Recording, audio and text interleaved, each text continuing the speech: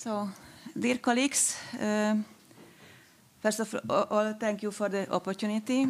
And I'm very happy to remember that almost exactly 10 years ago, we met in Aarhus, Mözgárd, at the Humans, Animals and Mobilities Exploring New Socioeconomic Constellations in the 3rd Millennium BC conference on a very similar topic. For me, it was now an interesting challenge to see what has changed in the last 10 years. To summarize at the beginning, a lot has changed, as a lot has not. Today, I would like to talk about the first half of the 3rd millennium BC in the Carpathian Basin, especially along the Danube and the western part of it. This period can be divided into two main parts according to the chronology used in Hungary.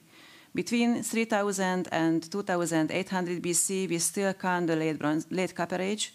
Between 2800 and 2600 BC, a so-called transitional period is defined, followed by, from around 2600 BC, the period in Hungary is called the Early Bronze Age, which leads to the real Bronze Age around 2200 BC. In Hungary, it is called the Early Bronze Age 3 and then Middle Bronze Age.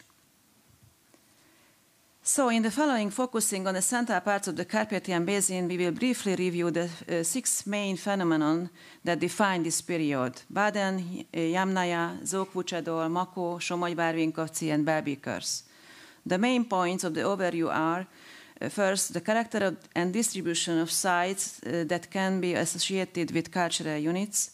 Second, the nature of settlements. Third, the existence, absence, burials, whether bioarchaeological investigation is possible. And fourth, chronological data, especially absolute chronology. Based on these brief overviews, in a somewhat goal-oriented didactic way, I look for answers to the questions. What are the results? What are the limitations? And what are the future opportunities for the research? And I hope this will start our joint discussion on what research directions should be stepped up in the future. So let's start with the period between 3000 and 2800 BC. First, the Baden phenomenon. Traditionally, the late Copper Age of the Carpathian Basin is characterized by the emergence of the so-called Baden phenomenon, with its characteristic pottery style, ritual burial rites, cattle burials, etc. The distribution of our area of the phenomenon and stylistically related material culture covers a huge, spatially non-coherent area centered on the Carpathian Basin, with smaller patches in southern Germany, Austria, Moravia, southern Poland, northeastern Croatia, northern Serbia, western and southern Romania and Bulgaria.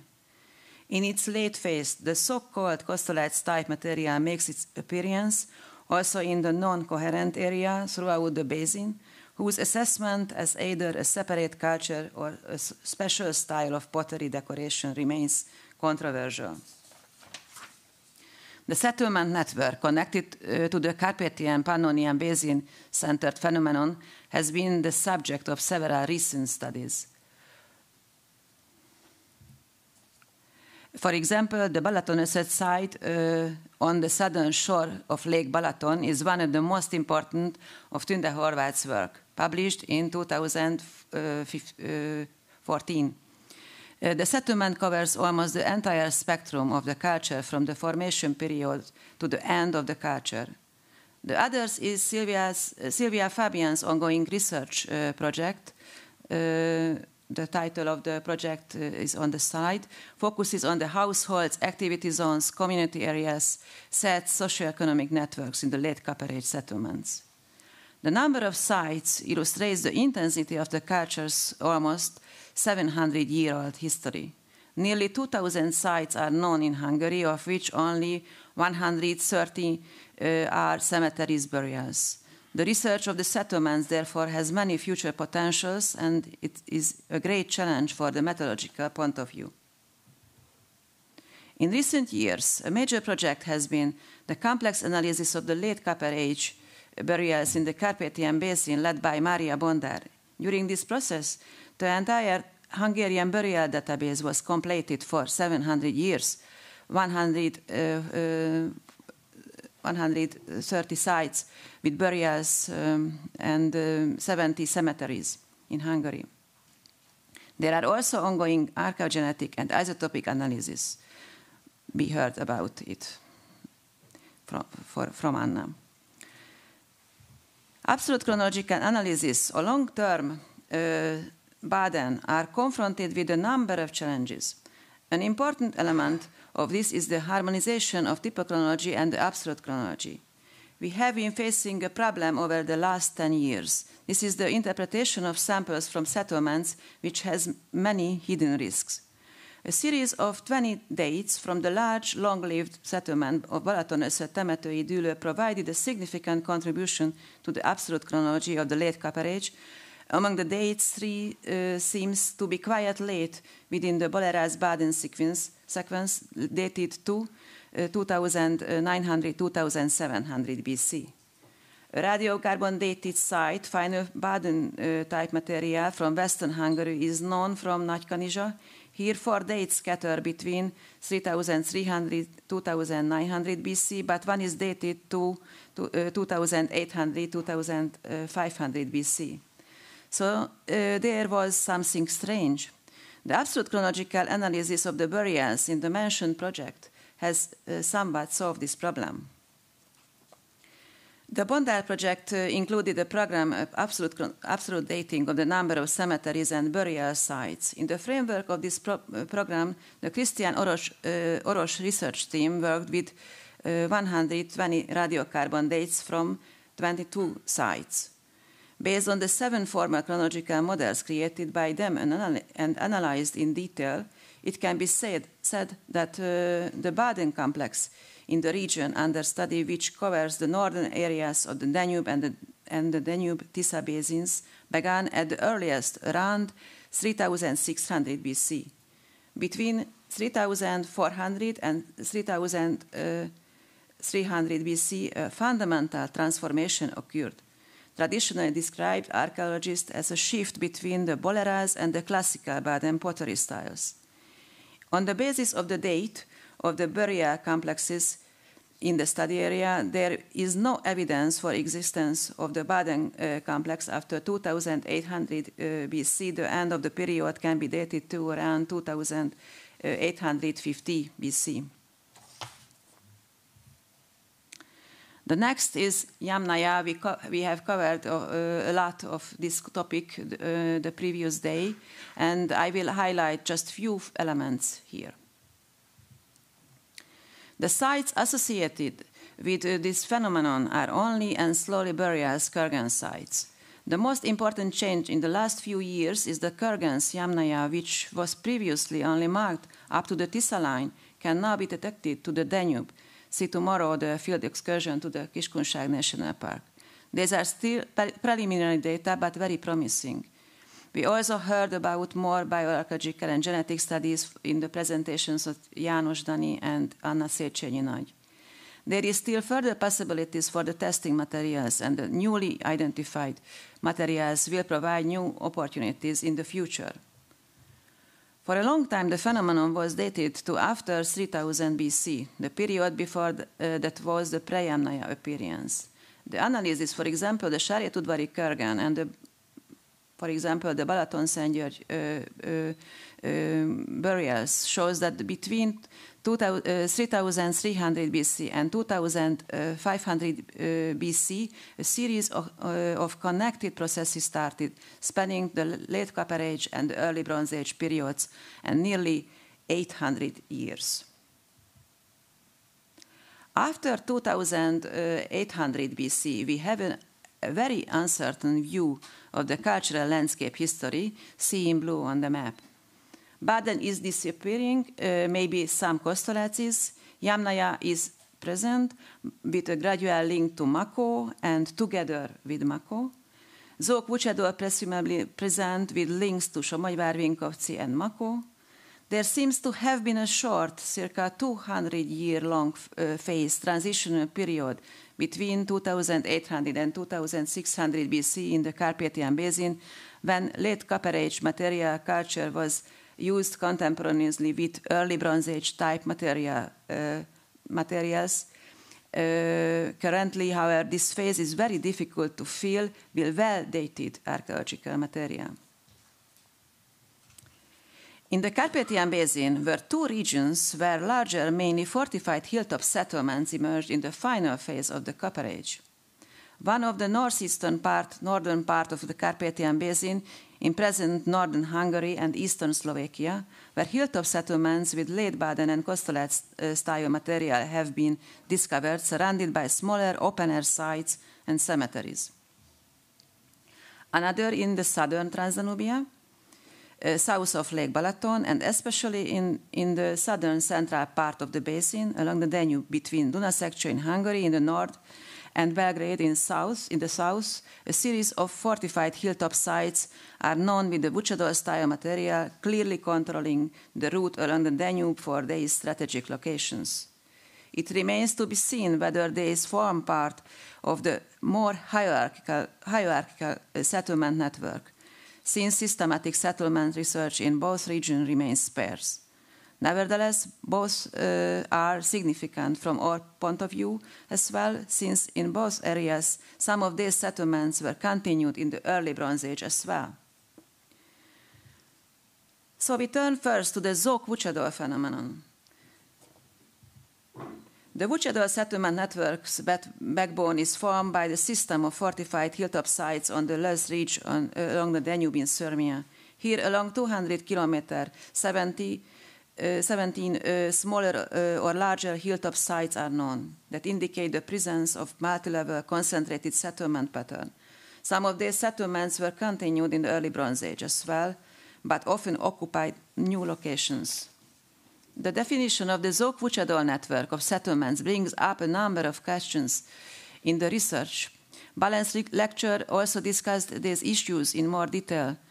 In this context in particular, it is clear that there is a need for comprehensive regional and as well as micro-regional research. Let's look in the more detail at the sites in Hungary. To sum up, in the period between 2800 and 2600 BC, there was a significant and complex network of settlements.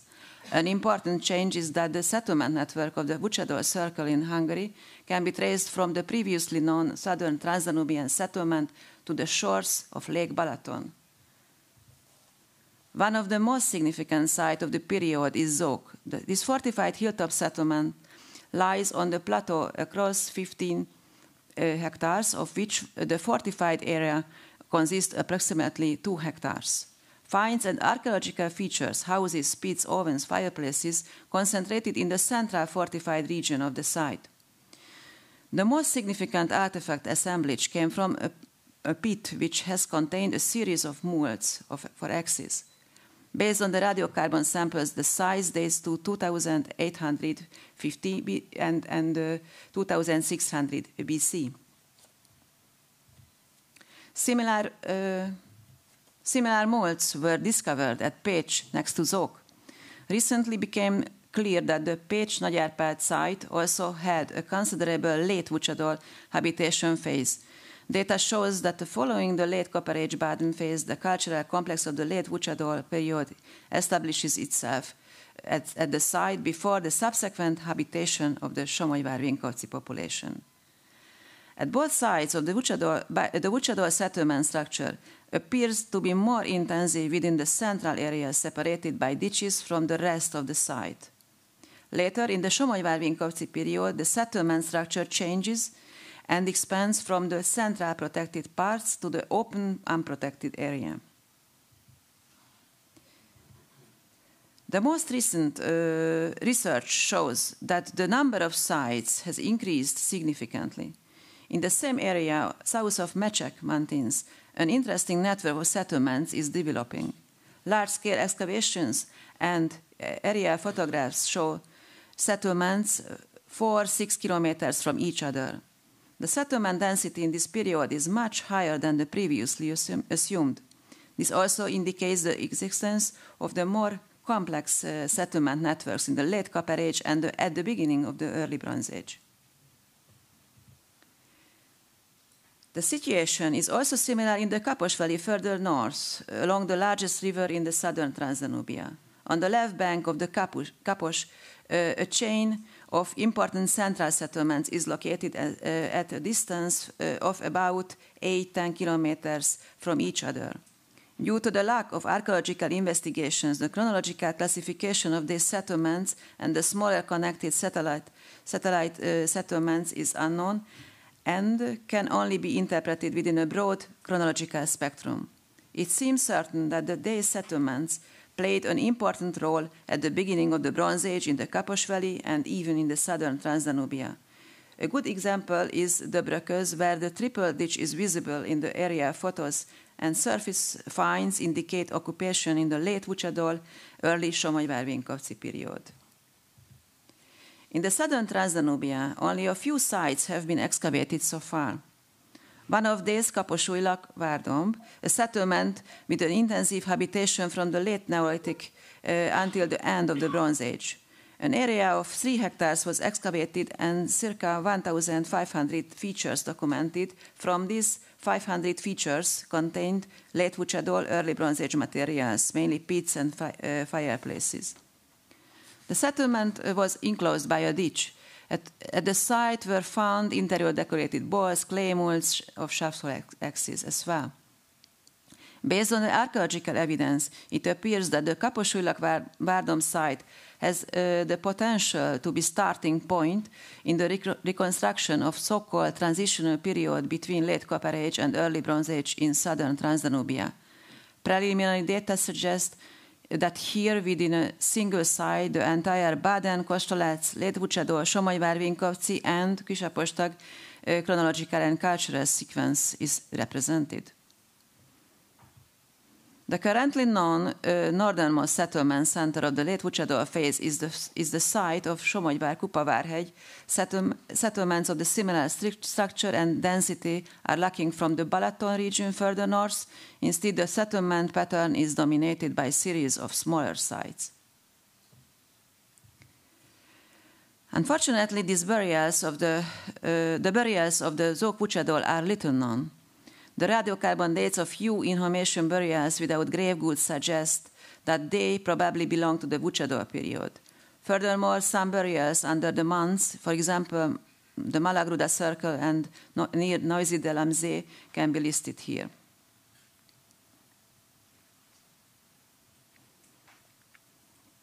For this reason, we are very, very much looking forward to the analysis of the settlement burials, maybe excavated at settlements.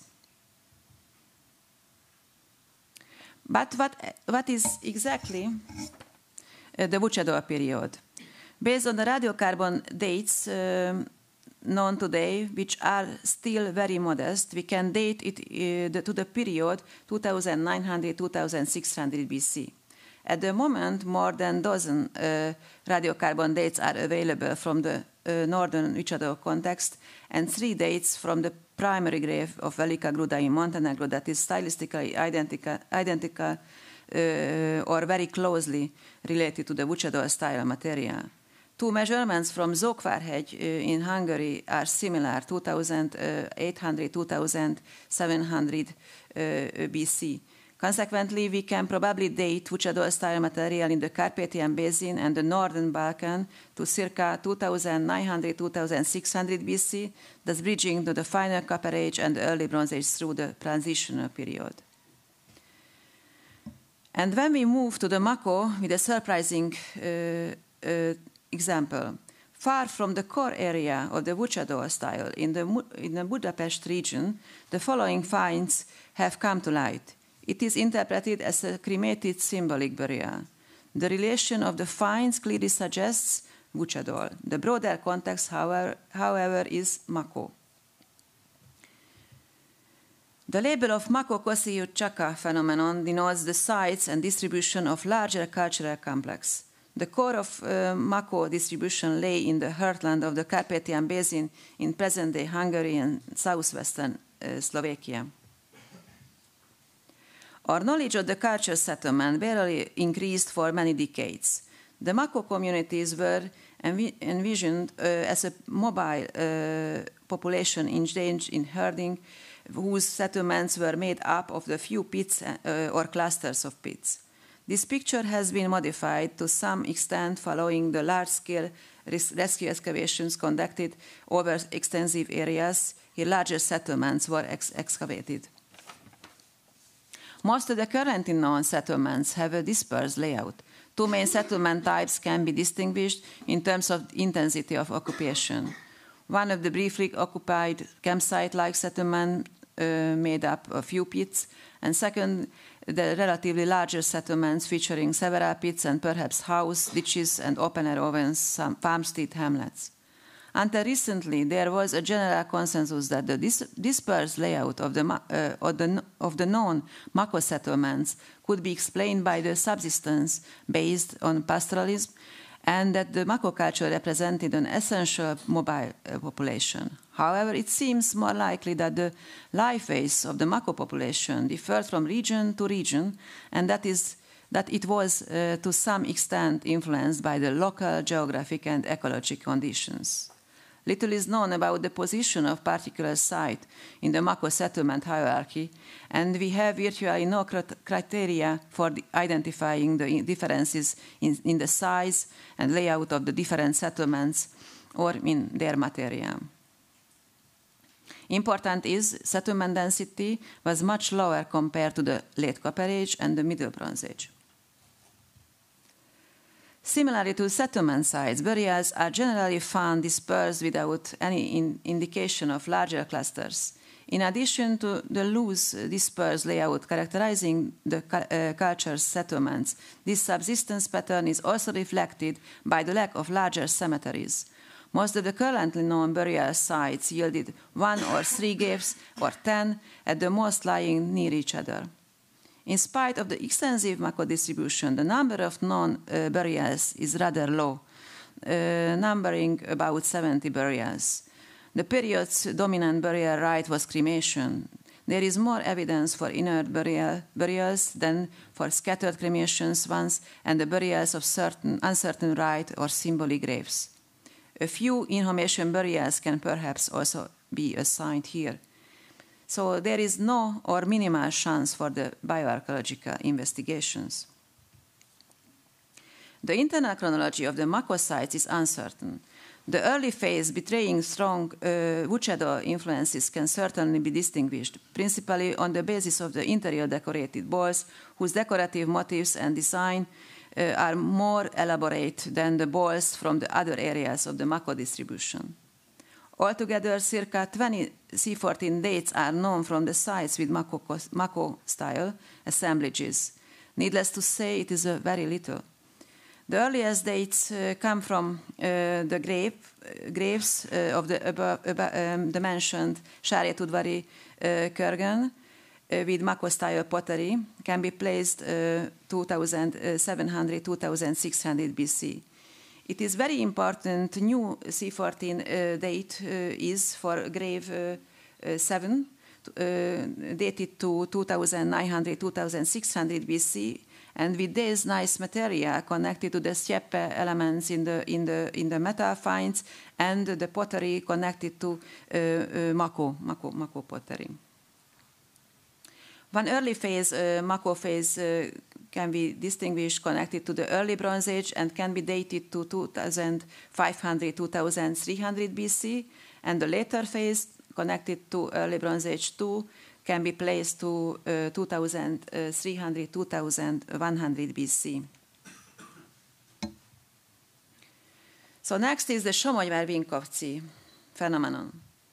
While countless studies have been devoted to the Somogyvár-Vinkovci culture and various regional groups related to this complex, a map of culture sites and the detailed gazetteer of the sites in the culture's entire distribution were lacking for a long time. The currently known Somogyvár-Vinkovci sites in Transdanubia and Croatia, Serbia, Slovenia indicate that the northernmost sites are represented by the monts in the northwestern Hungary, Rajka and Neusiedl-am-See, while the southernmost sites are marked by the settlements in the Belgrade area and the burials on sites with Belotić-Belecerkva group. Several regional groups evolved across the extensive territory, which can be distinguished by their pottery. In addition to the regional differences, chronological differences can be also assumed between these groups. However, owing to many unpublished but briefly mentioned assemblages, only a tentative outline of their chronology relative to each other can be offered. In southern Transdanubia, in the Somogyvár-Vinkovci period, the larger hilltop settlements seem to have dominated as well, in many cases carrying on from former Zog occupation, but often in new locations. However, even in this area, most of the settlements were smaller open sites indicated only by a couple of pits, although there were some larger settlements with 20-30 archaeological features. It is possible to interpret these settlements as part of two-tiered hierarchy with fortified central sites and smaller satellite settlements or temporary campsites. The currently known burials and possible grave assemblages of the Somogyvár-Vinkovci culture form a colorful mosaic. The graves from Transdanubia, Slavonia, and the Srem are ranging from the cis graves and stone-packed burials to inhumation graves under the tumulus. There is also evidence for cremation burials in all three regions, which are generally interpreted as symbolic burials. So here is the same situation like at the Mako. Bioarchaeology is very limited. But a recent study highlights the potential of bioarchaeological investigations. In the early 2000s, a site was discovered on the southern shore of Lake Balaton at Balaton-Keresztúr. In addition to the early Bronze Age mass grave of 8 people, there were several settlement pit inhumations without any grave goods. The settlement pit inhumation are extremely rare in the light of the frequent cremation practices in the corresponding period. One of these burials can be dated to the Somogyvár-Vinkovci period based on its radiocarbon date, 2500-2300 BC. The results show that the genome of this earliest individual is the 1/3 mixture of local population of the southern Transdanubia early European farmers and 2/3 mixture of the previously uncharacterized branch of the presumably Steppe population, probably after the genetist connection with Baltic region. Analysis based on the relatively modest sample dates the earliest appearance of the culture to 2600 BC. The main period of Somogyvár-Vinkovci is between 2400 and 2300 BC. However, it is important to underline that the period transition from the late Vucsadol has not yet been analyzed. The samples are very limited in Hungary. And finally, we turn to the bell beakers. Around 2500 BC, a change can be noted in the primary southern and eastern interaction network, which can be traced to the middle 3rd millennium BC.